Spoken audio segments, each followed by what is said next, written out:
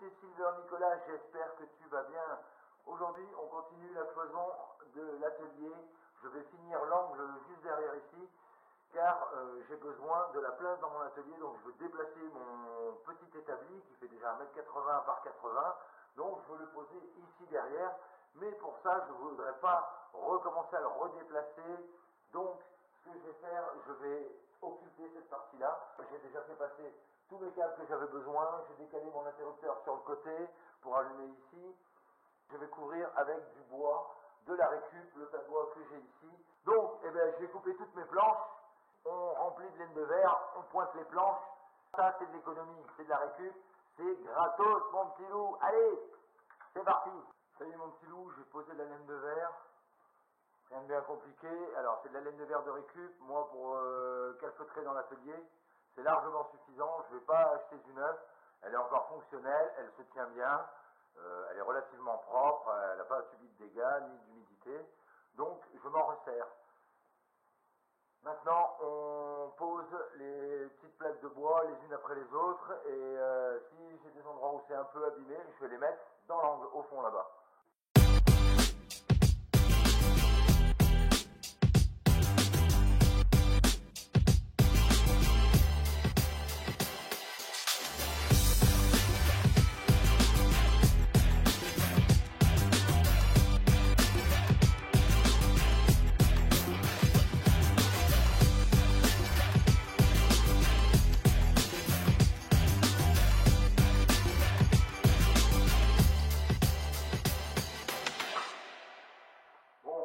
Ben voilà mon petit loup, 1,90 m de cloison, gratos.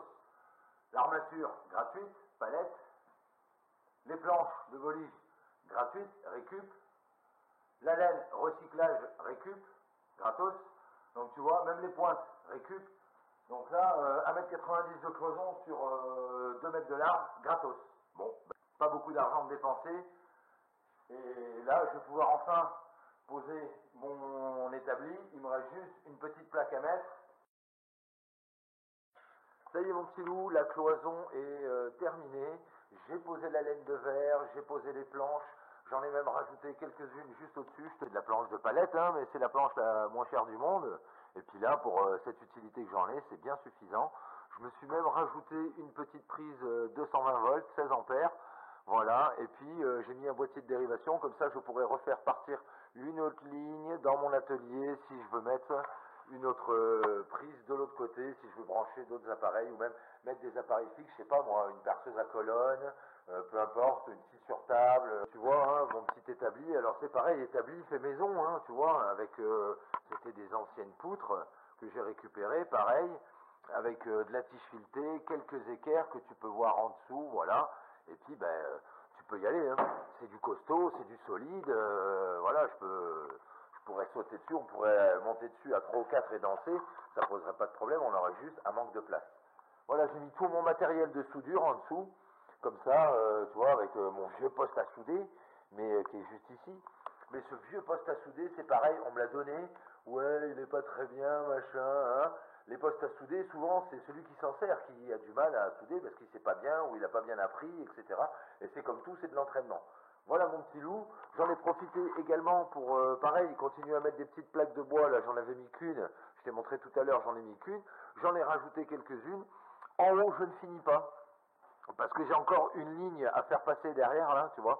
J'ai encore une ligne donc qui viendra du tableau d'alimentation électrique, tableau de distribution qui est dans le bureau.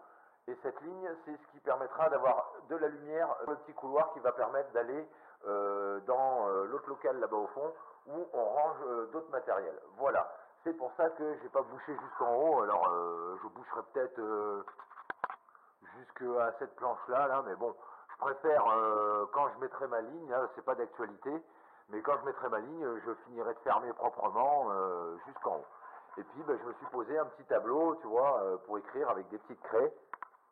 Voilà, comme ça, quand j'ai des petites choses à noter, eh ben, tu vois, je pourrais te les écrire sur ce petit tableau. Et comme ça, ça évite d'avoir un paperboard Le paperboard c'est bien joli, mais il faut du papier, et puis le papier c'est des arbres, c'est de la colle de cellulose, enfin, etc. Tous ces trucs-là. Donc moins on dépense de papier et mieux on se porte.